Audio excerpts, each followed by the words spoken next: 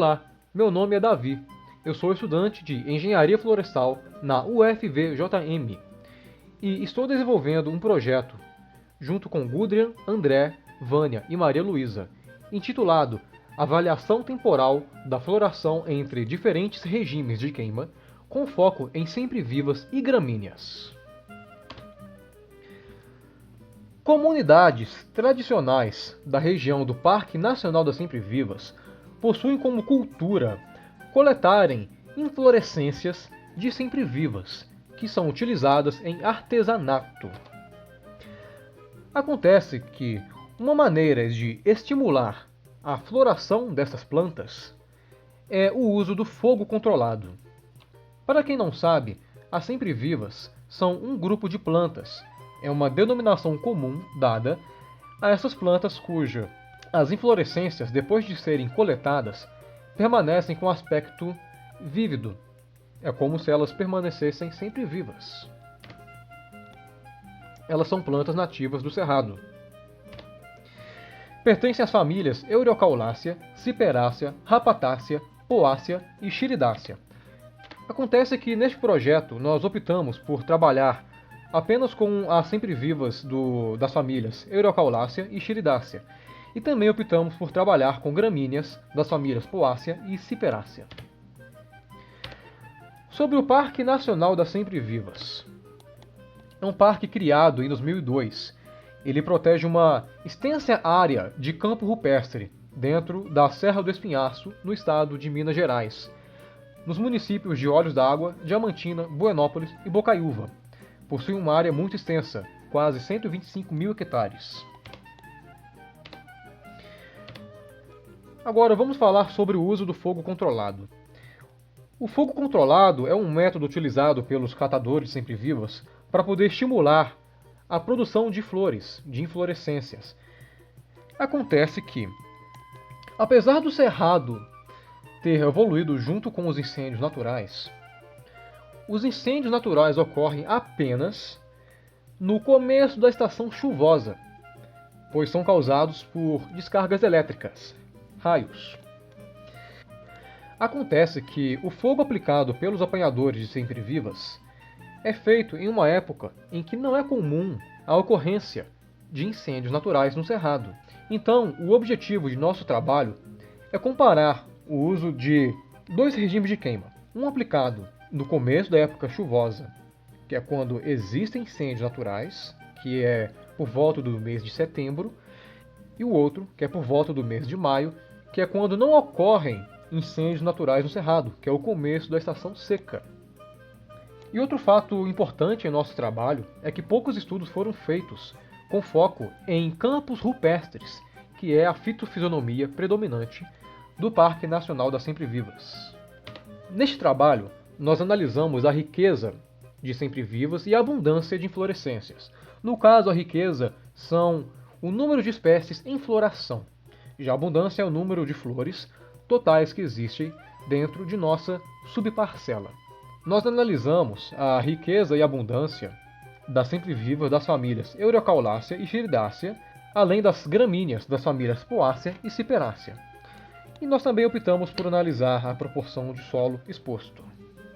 Nossos resultados parciais são referentes aos meses de maio de 2019 até agosto de 2020. No gráfico de cima, nós temos a riqueza total, que corresponde às espécies em floração.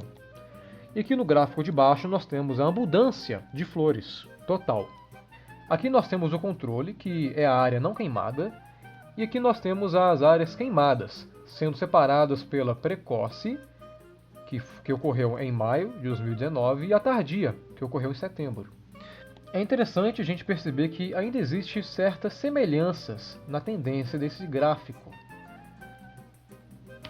Aqui nós temos a riqueza apenas das sempre-vivas, que no caso são Eureocauláceas e Chiridáceas, e aqui embaixo a abundância. Aqui nós temos a riqueza de gramíneas, na parte de cima, e aqui embaixo a abundância de inflorescências de gramíneas. E aqui nós temos a porcentagem de solo exposto. Agora vamos falar sobre os nossos resultados parciais. É importante salientar que os nossos resultados estão referentes ao período até abril de 2020, no caso da queima precoce, e até agosto de 2020, no caso da queima tardia.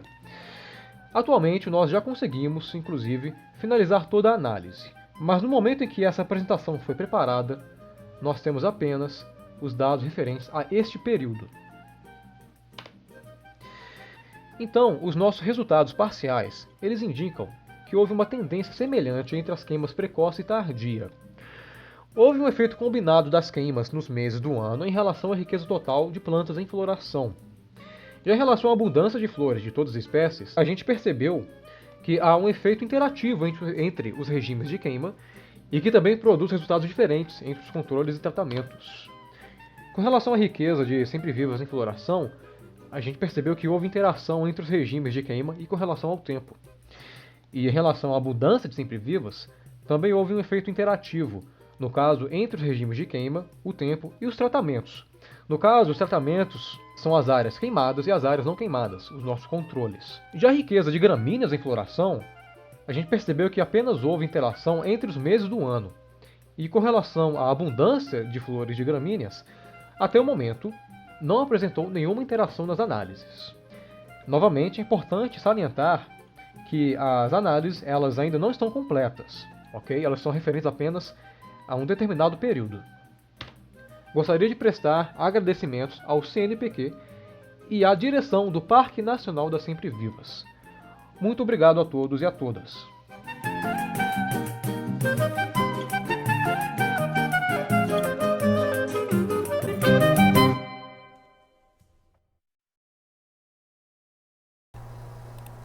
Olá, irei apresentar o resumo intitulado Qualidade de sementes de pânico máximo cultivar Mombasa pelo teste de envelhecimento acelerado.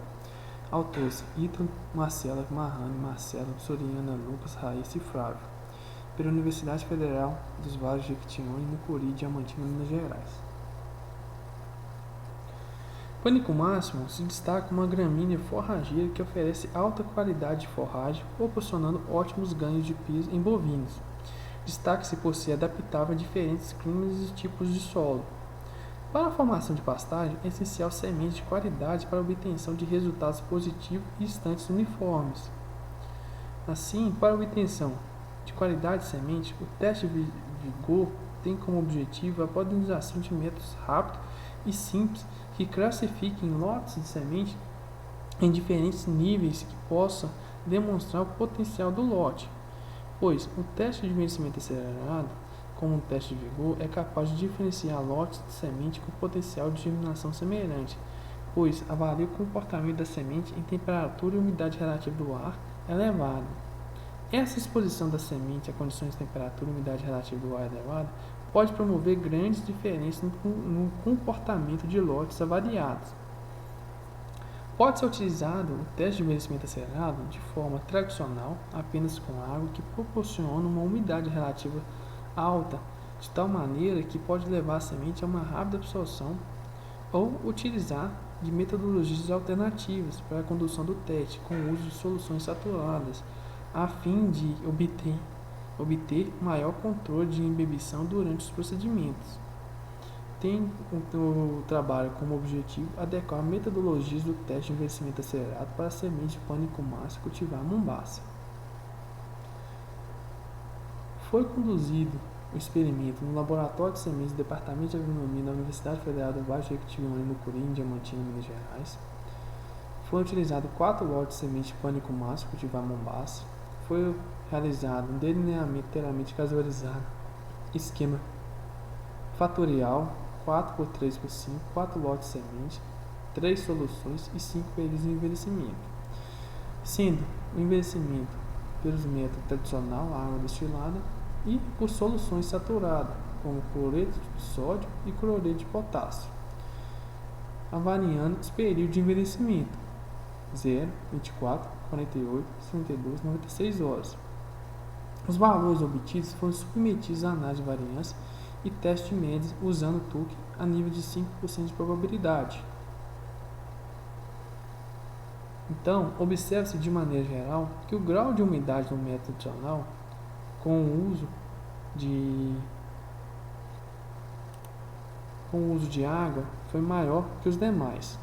Diferença acentuada de teores de água iniciais de água das sementes afeta a velocidade de umedecimento durante o envelhecimento, causando maior intensidade do processo de deterioração. Para o uso de solução saturada de NaCl e HCl, independente do período de exposição, resultam em teores de água inferiores e mais uniformes que os observados para as sementes envelhecidas pelo procedimento tradicional. Esses resultados concordam com as informações que indicam que a utilização da solução salina ocasiona em uma velocidade de absorção de água menor pela semente, o que permite obter porcentagens de grau de umidade relativamente inferiores em relação ao método de envelhecimento tradicional. A porcentagem de plantas normais obtida após o teste de envelhecimento acelerado pelo método de NaCl no período de 48 horas classificou os lotes em diferentes níveis de vigor, sendo o lote 2 como de qualidade superior, seguidos lote 1 e 3 e o lote 4 como de qualidade inferior. Observa-se também para o método com o uso de NaCl que o tempo 24 horas obteve aumento na porcentagem de plantas normais, que decai no período posterior a 48 horas, pois as demais horas, 72 e 96 horas, observa-se um comportamento variável entre os lotes nos períodos de exposição.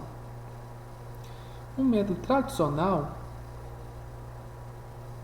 sob o período de exposição de 24 horas, também estratificou os lotes em diferentes níveis de vigor, porém a porcentagem de germinação foi baixa para os lotes 1 e 2, podendo a alta temperatura e umidade relativa terem sido condições estressantes para as sementes. Para o método com o uso de KCl, os períodos de tempo apresentavam comportamentos variáveis na porcentagem de plantas normais. Os 5 períodos de tempo estratificados lotes somente em 2 níveis de vigor. Então, dentre os tratamentos que estratificaram as sementes em diferentes níveis de vigor, sugere, portanto, o uso de 48 horas de exposição a 41 graus Celsius, com o uso de solução salina de NaCl, por ser um curto período de execução e, além desse sal ser utilizado e ser acessível e de baixo custo. Então, como conclusão, o teste de envelhecimento acelerado permite a separação dos lotes pânico máximo cultivar mombaça pelo método de solução saturada de NaCl por 48 horas. Olá, eu me chamo Luiz Felipe Maravilha e nesta 8ª semana da integração, eu, juntamente com Ailton, Raine, Pedro, Sani, Fabiana, professor Márcio, professora Miranda, trouxemos o trabalho titulado Formas de vedação na pré-aclimatação e aclimatação de plântulas de Corymbia citriodora. Bom, as espécies do gênero Corymbia, como Corymbia citriodora, têm sido mencionados como de fundamental importância nos programas de melhoramento genético. Isso se deve principalmente a 4 características principais, que são o rápido crescimento da espécie, a adaptação a diferentes condições ambientais, as características silviculturais que são favoráveis ao cultivo e também a boa qualidade de sua madeira. No Brasil, os plantios de Corymbia citriodora têm sido estabelecidos tradicionalmente por sementes e com a finalidade de produzir madeira para serraria, energia e carvão vegetal. Só que além da madeira, a espécie ela também é fonte de produtos florestais não madeireiros, como óleo essencial, que é extraído das folhas. Contudo, apesar de toda a importância e utilização do Corymbia citriodora, as empresas do setor florestal encontram dificuldades para realizar a sua propagação vegetativa. E um desses obstáculos está relacionado com a aclimatação de plântulas micropropagadas, que seria a fase final da micropropagação, envolvendo aí o transplantio da plântula cultivada in vitro, dentro do tubo de ensaio, para condições externas. Então, nesse sentido, o objetivo do nosso trabalho foi avaliar o efeito da forma de vedação na pré-aclimatação e aclimatação de plântulas micropropagadas de Corymbia citriodora.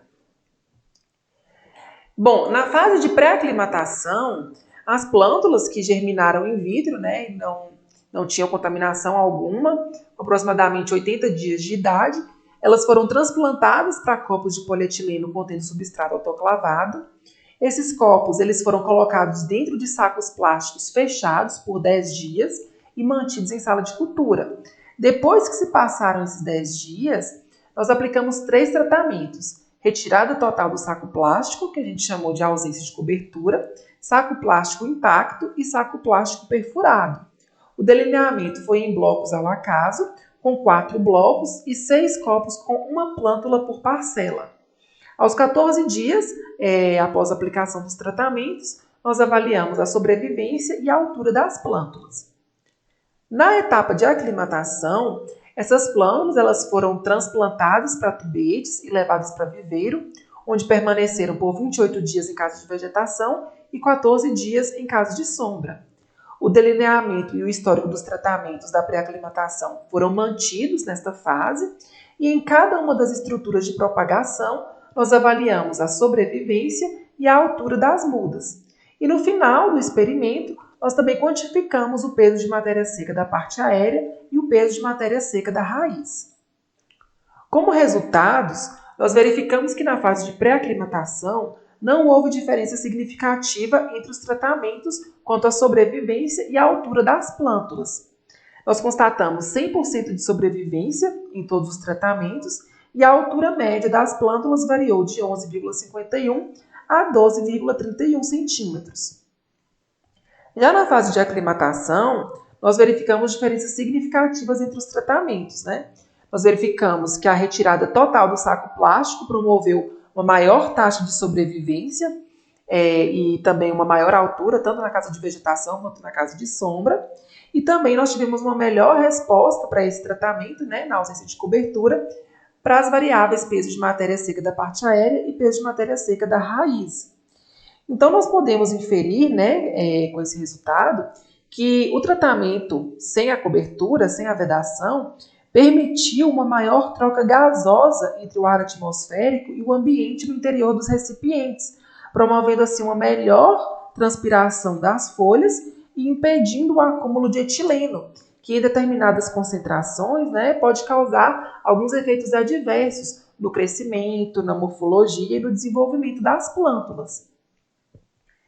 Então, nós podemos concluir, com esse trabalho, que no caso do Corymbia citriodora, é recomendado a ausência de cobertura na pré-aclimatação para que a gente consiga melhores resultados na etapa de aclimatação, o que é extremamente vantajoso, por reduzir os custos na produção das mudas e permitir que as plântulas micropropagadas sejam transferidas para condições externas sem passar por uma adaptação gradual de umidade. Bom, então é isso. Agradeço aqui a todos pela atenção, em especial ao FVJM, à FAPEMIG e à comissão organizadora da 8ª Sintegra. Muito obrigada. Olá, eu sou a Maria Luísa, sou engenheira florestal.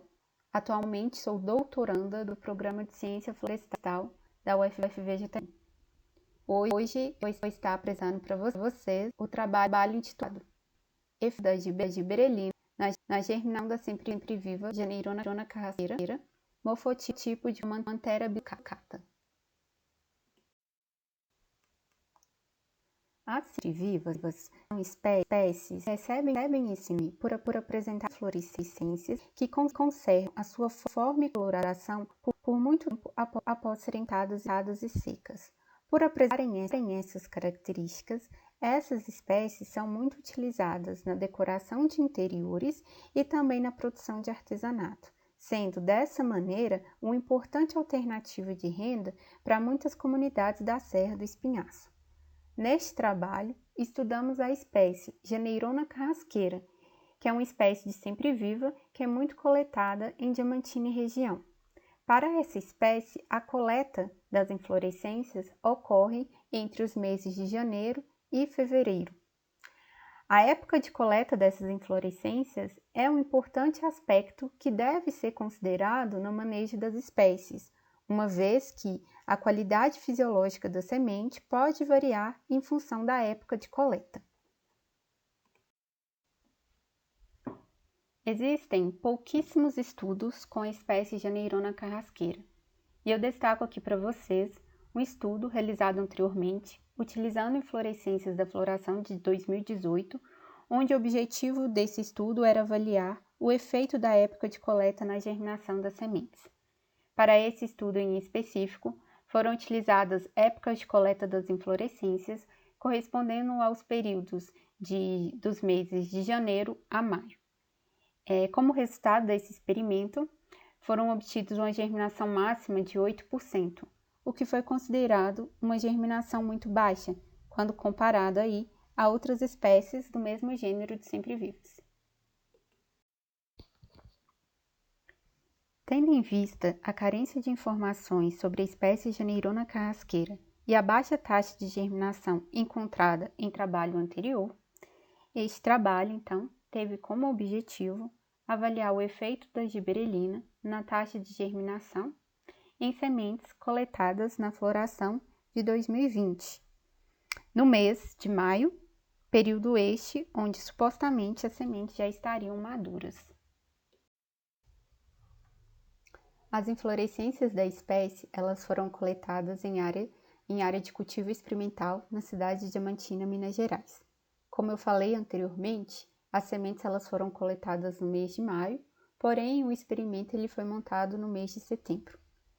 As sementes elas foram retiradas das inflorescências e posteriormente elas foram submetidas a um tratamento de asepsia, onde elas foram imersas em solução de hipoclorito de sódio na concentração de 2,5% por 15 minutos. Após esse período, essas sementes foram lavadas com água destilada e posteriormente imersas em gibberellina, que havia duas concentrações, 0 ppm, ou seja, sem gibberellina, e 500 ppm por 24 horas. Posteriormente, essas sementes elas foram organizadas em placas de Petri e mantidas em germinador sem suplementação artificial de luz, na temperatura de 25 graus mais ou menos 2, por um período de 37 dias. Os tratamentos eles foram dispostos em 5 repetições, onde em cada repetição havia 40 sementes. As avaliações do experimento foram realizadas a cada 5 dias sobre lupa esferoscópica. Foram avaliados os índices de velocidade de germinação, IVG, e a porcentagem de germinação. Os valores obtidos neste experimento foram submetidos à análise de variância.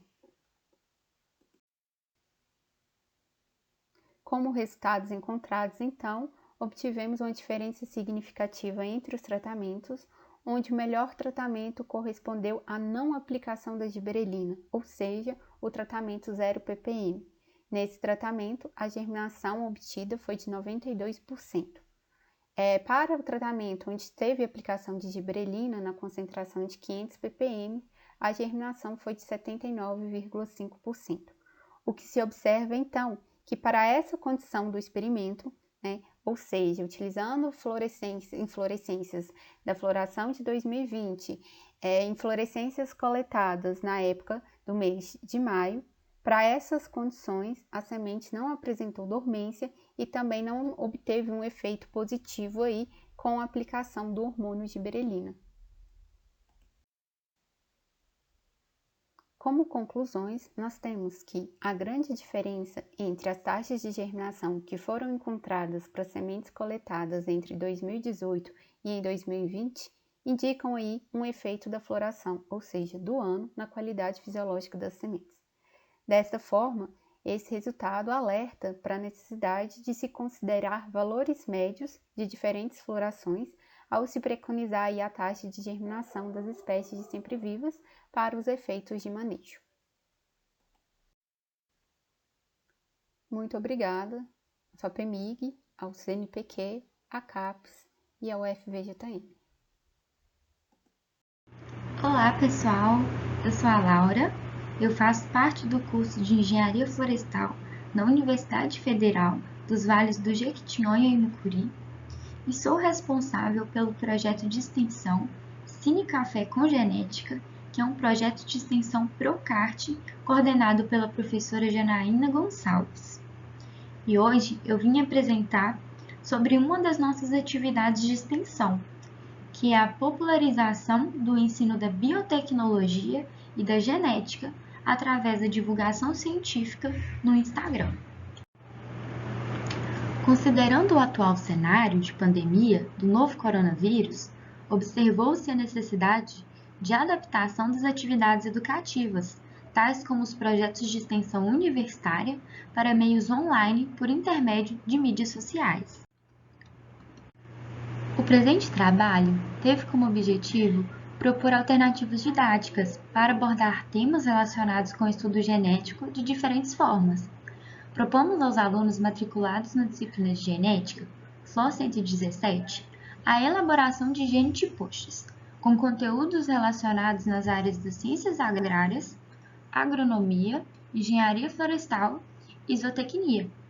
Os temas livres e escolhidos pelo discente deveriam abordar biotecnologia e genética, aproximando o conhecimento ao dia a dia das pessoas. Os genetiposts foram elaborados através do Canva, para posterior uso do aplicativo Instagram, como recurso didático no processo de ensino e aprendizagem. O método proposto explorou 3 funções do Instagram: Stories, Direct e Post, que foram empregadas pelos próprios alunos em momentos distintos, cada vez que observavam uma publicação nova da turma no Instagram. A divulgação dos conteúdos foram realizados através de uma página do Instagram, nomeada Florarte UFVJM, que faz parte de um programa de extensão e que foi gerada para fins científicos e acadêmicos. Observou-se, através dos insights, um destaque para o Genetipost Morango Azul, que teve um alcance de 4.374 pessoas, com mais de 5.000 impressões e 1.081 pessoas interagindo com o conteúdo. De forma geral, os conteúdos desenvolvidos pelos discentes despertaram interesse e curiosidade de muitos outros alunos da UFVJM e de outras instituições, bem como de diversos outros públicos, gerando um ambiente interativo em nossa página. Podemos observar aqui, através de informações no Instagram, os resultados obtidos. Através do Genetipost do Morango Azul, nós tivemos 618 curtidas, 183 comentários, 254 compartilhamentos, 27 salvamentos, 4.374 contas alcançadas, 1.082 interações com conteúdo, 180 pessoas interagindo diretamente com o nosso perfil. Nós tivemos 3.813 seguidores interagindo com o nosso conteúdo e 561 não seguidores. O nosso alcance foi muito grande. Outros exemplos de posts preparados pelos nossos discentes que podemos destacar também são Benjamin Button, da vida real, o cientista que busca a cura da própria doença genética, onde nós tivemos 461 curtidas, e o post do dia 12 de agosto, Dia da Arte, onde nós tivemos 356 curtidas. Podemos concluir que este trabalho obteve uma grande relevância científica, educacional e social, tendo em vista que os alunos envolvidos engajaram bastante seus genetiposts e os resultados mostraram crescimento no número de seguidores e também no alcance de pessoas pelos compartilhamentos das postagens. Por conseguinte, o Instagram representou uma excelente ferramenta social e tecnológica como estratégia de divulgação científica. Agradeço a sua participação até aqui. Essa é uma ação de extensão e cultura da Universidade Federal dos Vales do Jequitinhonha e Mucuri, vinculada ao projeto Cine Café com Genética, um projeto Procart. Muito obrigada! Olá pessoal, espero que todos estejam bem. Eu sou o Lucas e juntamente com o Ítalo, o Everson, o Deilson, a Laiane, a Vitória e o Anderson, a gente desenvolveu um trabalho no município de São João Evangelista, no qual aí a gente buscou avaliar a qualidade sanitária de alface cultivada e comercializada aqui no município. Eu sou graduando do curso de Agronomia aqui da UFVJM, Campus Diamantina. Então, A horticultura ela tem grande importância na cadeia produtiva mundial, principalmente no aspecto socioeconômico. Cabe aqui ressaltar a importância deste segmento para a geração de renda nas grandes, médias e pequenas propriedades, o que gera estabilidade econômica e promove o bem-estar social. As hortaliças folhosas, elas são as mais procuradas para comercialização, as quais apresentam aí aproximadamente 20% de todos os tipos de hortaliças, destacando-se a alface como um dos principais cultivos. Dentre as hortaliças, as folhosas são as plantas com folhas comestíveis que são consumidas normalmente com preparo mínimo. Quando não manuseadas de forma correta e em condições físicas sanitárias inadequadas, elas são veículos potenciais de contaminação, devido ao seu consumo in natura. A falta de higiene, então, é sem dúvida o fator mais preponderante na contaminação de alimentos. E no caso das hortaliças folhosas, diversos micro-organismos amplamente disseminados pela água de irrigação ou pelo esterco podem causar essa contaminação. Então, o objetivo do nosso trabalho foi avaliar as condições sanitárias de alface cultivada e comercializadas no município de São João Evangelista. Então, foram coletadas 3 espécimes de alface em 5 propriedades, totalizando 15 espécimes, e 3 espécimes em 3 pontos de comercialização do município, totalizando então 9 espécimes. Foram armazenadas em sacos plásticos estéril e encaminhados para o laboratório e realizada análises microbiológicas da água destilada utilizada aí na lavagem das espécimes, avaliando o número mais provável de coliformes de origem fecal ou termotolerantes. Os parâmetros de contaminação foram estabelecidos em função da resolução número 12 de 2001 da Anvisa. Os dados obtidos foram submetidos à análise de variância e teste de médias usando o teste de Tuck. Dentre os resultados obtidos, 40% das espécimes coletadas diretamente nas propriedades apresentaram altos índices de contaminação por coliformes, tendo valores superiores ao permitido pela legislação vigente. A contaminação dessas alfaces coletadas pode estar relacionada com práticas de manejo e cultivo inadequado, adotados nas propriedades. Nos pontos de comercialização, foram detectados em 60% das espécimes níveis altos de contaminação por coliformes, devido principalmente à exposição direta dos produtos aos consumidores, as condições higiênico-sanitárias inadequadas que favorecem a contaminação. Em relação às espécimes coletadas diretamente na propriedade e comercializadas, não houve diferença significativa na qualidade sanitária. Porém, observe-se que 20% das espécimes coletadas nas propriedades tendem a ter um aumento do NMP de coliformes em sua área de comercialização, devido à falta de condições hidrossanitárias no sistema de produção e comercialização. O manuseio inadequado e exposição de produtos à bancada aumenta o risco de contaminação. A maneira como a utilização de caixas plásticas para transporte e armazenamento das hortaliças reduz os riscos de contaminação por fungos e bactérias, uma vez que as mesmas podem ser facilmente higienizáveis, além de serem reutilizadas, o que é economicamente viável. A higienização de embalagens influencia diretamente na conservação do produto, além de minimizar as contaminações que possam ameaçar a saúde da população. Então, pessoal, apesar dos níveis aí de contaminação e do limite imposto pela legislação, medidas de pós-colheitas devem ser sempre ter uma atenção especial, uma vez que garantem um produto de grande viabilidade e higiênico, sanitária para a população, assimilando credibilidade ao modelo de produção e agregando valor na comercialização. Ao final das análises, os produtores e comerciantes foram orientados a agir dentro das normas quanto ao manuseio, sanitização e beneficiamento do produto e comercialização. Então, pessoal, o que a gente tinha para estar apresentando é isso. Obrigado pela participação de todos e até mais.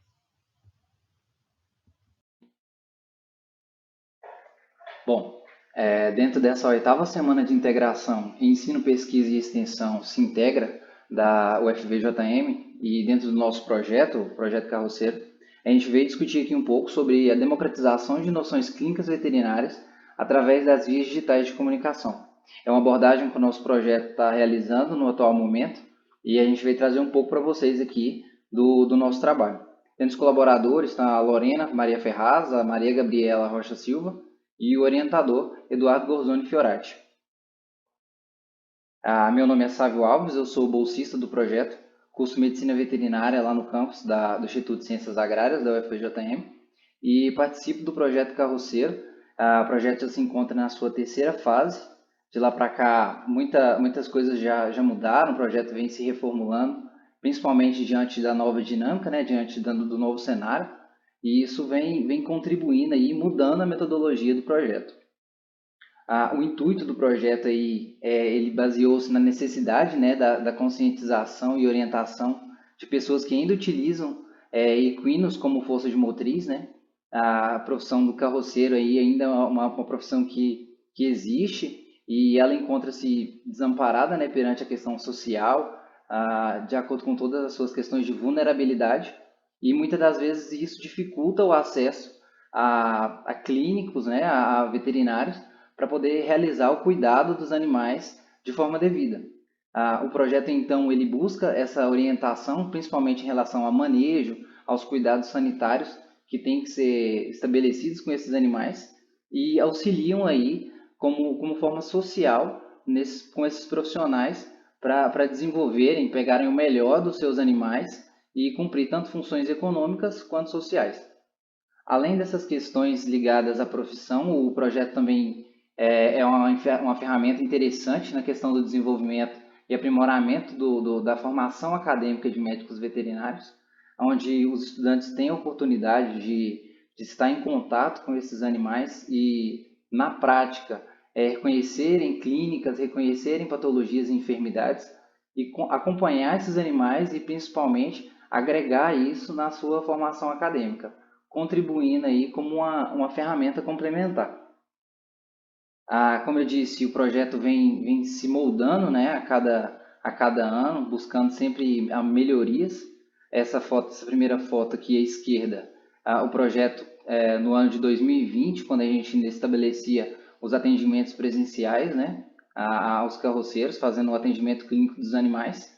E, paralela a ela, o projeto no ano de 2021, onde a realidade é um pouco distinta, né, porque a gente agora se apresenta de uma forma virtual. Foi a forma que o projeto se encontrou de conseguir contribuir, conseguir continuar com suas atividades. Então, acaba que, através de artigos, publicações de materiais e de conteúdo, o projeto ainda consegue levar informação e ensino para os discentes e para a comunidade externa também, acerca das enfermidades, do manejo que tem que ser estabelecido dentro da criação de equinos. Bom, e a ferramenta que o projeto utilizou foi através do Instagram, né? A gente sabe que as mídias sociais estão aí sendo difundidas e muito utilizadas. Então, nada melhor do que utilizar essas vias para estabelecer essa comunicação com a comunidade e conseguir abordar esses temas aí para levar esse conhecimento à comunidade acadêmica e à comunidade externa.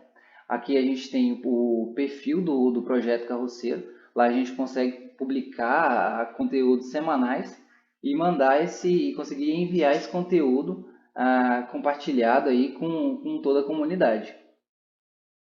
Bom, alguns são alguns temas aqui que a gente aborda na página, que são, geralmente, a gente busca a dinâmica, né, desses temas, sempre abrangendo a maior quantidade possível de assuntos para poder realmente estar contribuindo aí com o ensino e o aprendizado da comunidade externa. Bom, aqui a gente tem um retorno, né, de alguns alunos, tanto dentro da nossa universidade quanto fora, sobre o impacto que o projeto tem na formação acadêmica de cada um. Olá, meu nome é Warley Santana, sou estudante de Medicina Veterinária do 6º período aqui na Universidade Federal de Goiás. E através do Instagram eu conheci o Projeto Carroceiro, onde acompanho todas as suas postagens. O Projeto Carroceiro tem me ajudado na correlação com as matérias que eu tenho em sala, e isso tem me ajudado bastante. Muito obrigado. Oi, meu nome é Álvaro, sou estudante de veterinária da UFVJM e venho falar a respeito do Instagram criado pelo Projeto Carroceiro, no qual tem diversas postagens que têm sido muito especiais para nós da veterinária e têm sido de muito ensinamento. São postagens muito boas e que enriquecem o nosso conhecimento. Bom, as mídias sociais, então, elas vão favorecer essa agilidade no processo de comunicação, né? E vão acabar fornecendo a sensação de proximidade. A gente sabe que o momento é um pouco difícil estabelecer essa proximidade, principalmente aí com a comunidade acadêmica, né? Onde o ensino encontra-se remoto, né? Então, ocorre essa proximidade com as partes envolvidas no projeto, com os nossos discentes e com a comunidade externa também, que acaba que contribui aí com esse contato, mantendo esse grau de proximidade, que isso também auxilia no processo de aprendizagem. Bom, a minha fala termina por aqui. Essa é a logo do nosso projeto. A gente pode deixar também o link do nosso perfil e a gente agradece a atenção.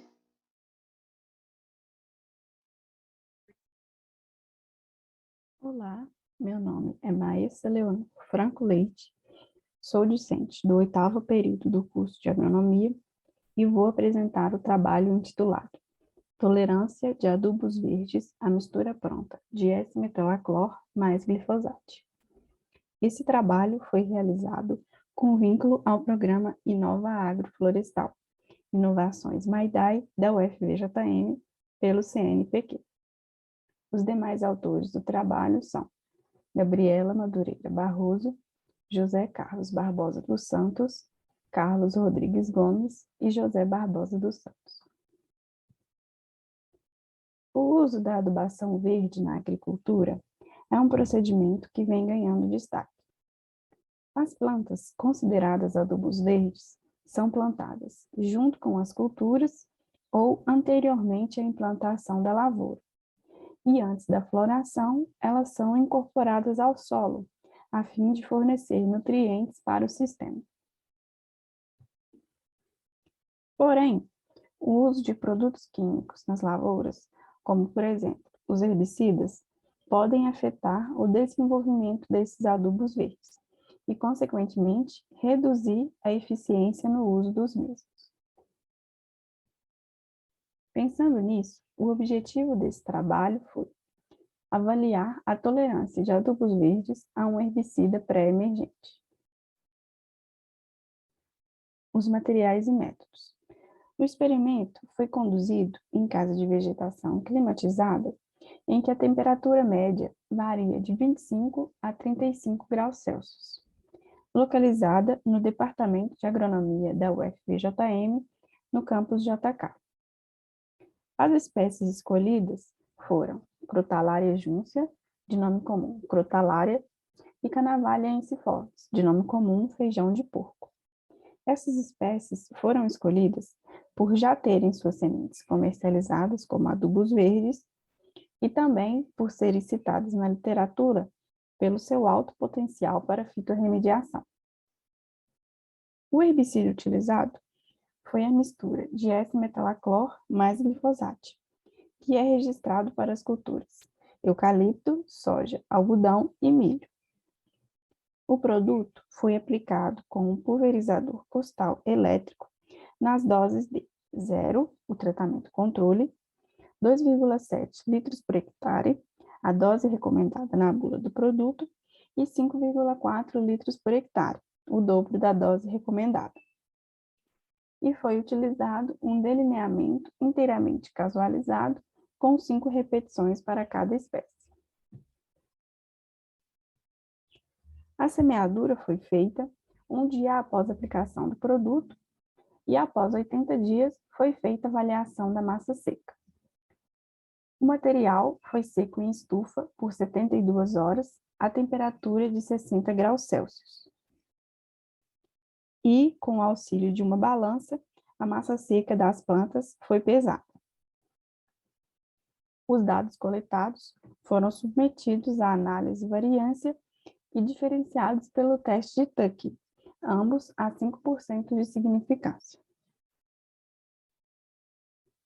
Como resultado, obtivemos que não houve diferença significativa entre os tratamentos, com herbicida e sem herbicida. Isso quer dizer que a mistura pronta não promoveu a redução da massa seca dos adubos verdes testados. Ou seja, os adubos verdes foram tolerantes à mistura pronta dos herbicidas S-metalaclor mais glifosato. E com esse resultado, pode-se concluir que o uso dessas duas espécies de adubos verdes, elas podem ser utilizadas no campo após a aplicação do produto químico testado.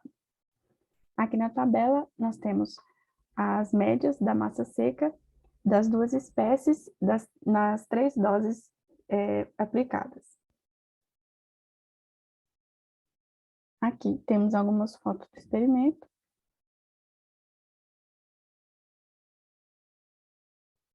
E aqui os agradecimentos ao CNPq e ao UFVJM.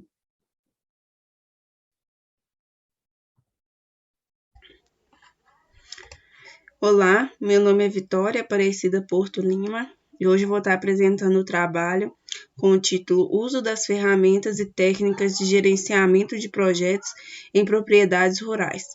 Esse trabalho teve a colaboração do professor Altamir Fernandes de Oliveira, do Deilson de Almeida Alves, que é discente de doutorado, e do Ítalo Jesus Silva, que é discente de mestrado.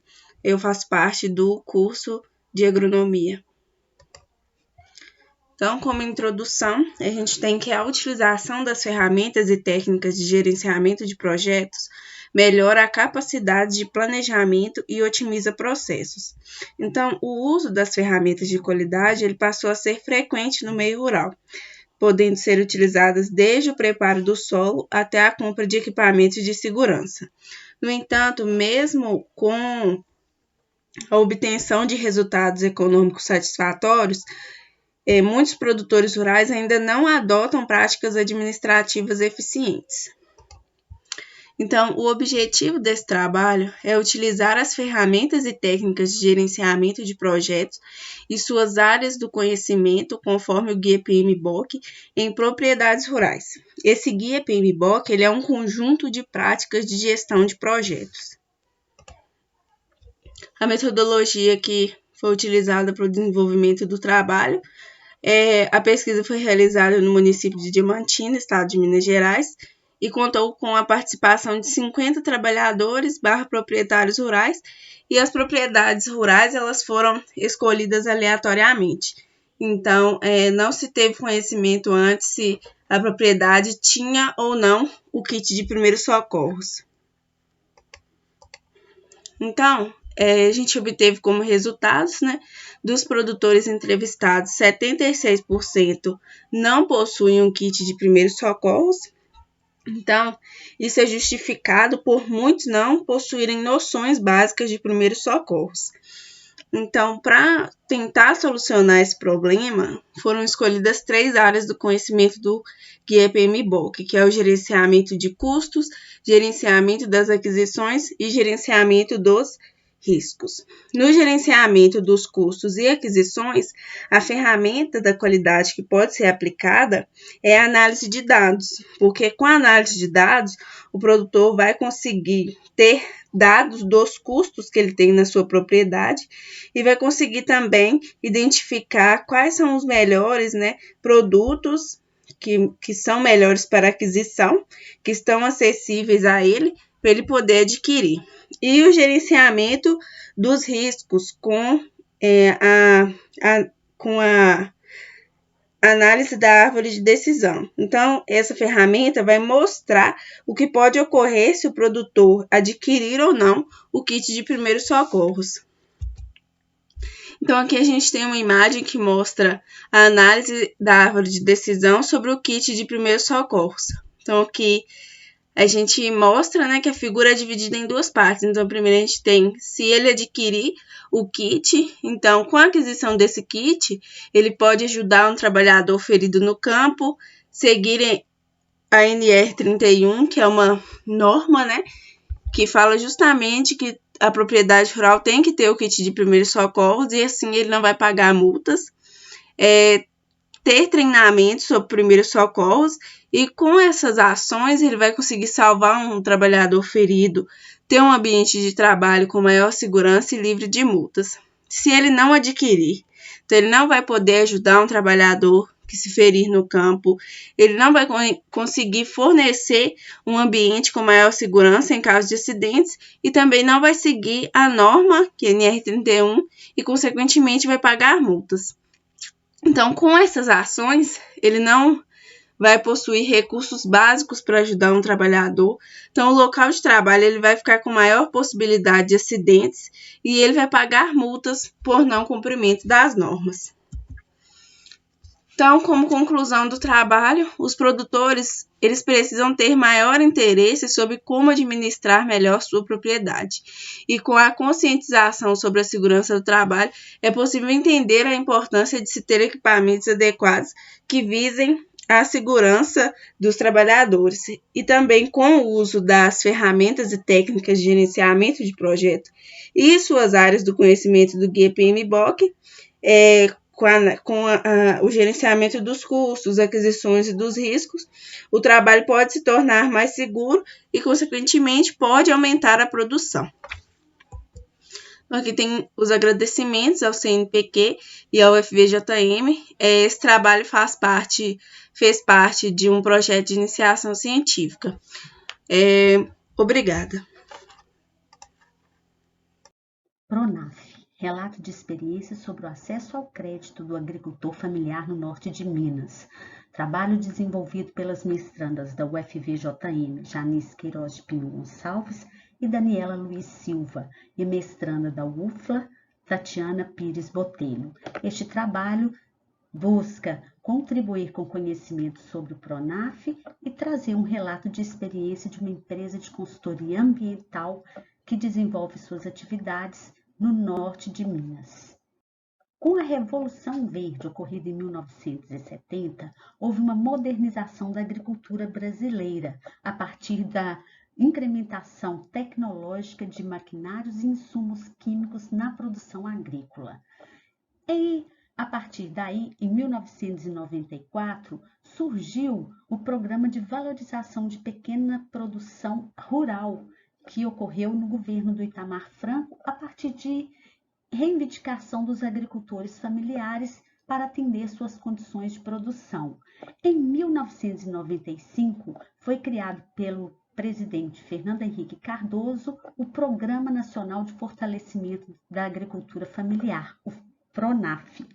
Para superar esses gargalos deixados pela Revolução Verde, que atendia, em grande maioria, os grandes produtores e deixava, de certa forma, de lado os pequenos produtores em relação aos incentivos financeiros, e também a situação semelhante gerada pelo PROVAP, foi implementado o PRONAF, com o intuito de estimular o investimento produtivo e fornecimento de capital de giro para as famílias, levando em consideração a diferenciação entre os diversos tipos de agricultores familiares, bem como suas necessidades especiais para apoio às vulnerabilidades por eles vivenciadas. A mesorregião do norte de Minas é onde atua a empresa de consultoria ambiental, no qual fará relato de experiência nesse trabalho. A região possui 89 municípios, sendo que 17 deles são da atuação da empresa de consultoria. A empresa de consultoria, ela elabora projetos de financiamento de crédito rural pelo PRONAF, a partir do diagnóstico da propriedade e das fontes de renda do agricultor solicitante, adequando toda a necessidade de acordo com a realidade do produtor. Os estudos, eles apontam o PRONAF como um programa de grande relevância para o meio rural, principalmente pelo fato de oportunizar acesso aos recursos para investimentos nas propriedades com vistas à ampliação da produção.